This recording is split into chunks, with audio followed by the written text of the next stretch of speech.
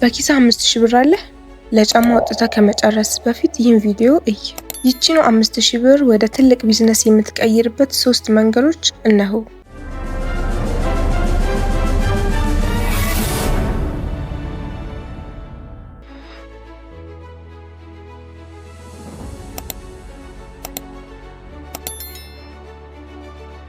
በወር 5000 ብር እየተከፈለኝ እንዴት ነው ሀብታም የምሆነው? ኑሮ ተወዷል የምትሉ ብዙዎች ናችሁ። እውነት ነው፣ ኑሮ ከባድ ነው። ነገር ግን ሀብት የሚገነባው በገቢ መጠን ሳይሆን በዲሲፕሊን ነው።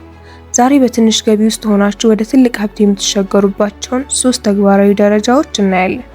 ይህን መመሪያ ከተከታተላችሁ የዛሬው 5000 ብር ነገ የትልቅ ስኬት መጀመሪያ ይሆናል።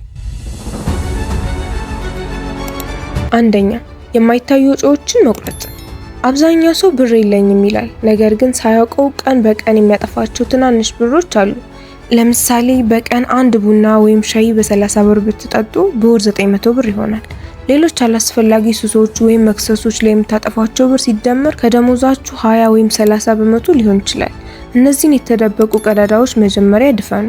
ወጪያችሁን በዝርዝር መዝግቡ። መቆጠብ የምትችሉት የት ጋር እንደሆነ በግልጽ ታዩታላችሁ። ሁለተኛ፣ የ10% ህግና ራስን ማሳደግ። ምንም ቢፈጠር ከገቢያችሁ 10% ወይም 500 ብር ለይታችሁ አስቀምጡ። ይህ ብር በፍጹም መነካት የሌለበት ለወደፊት ማንነታችሁ የምትከፍሉት ደሞዝ ነው።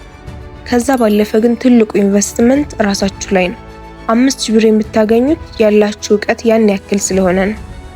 ትርፍ ጊዜያችሁን አዲስ ክህሎት ለመማር ተጠቀሙበት።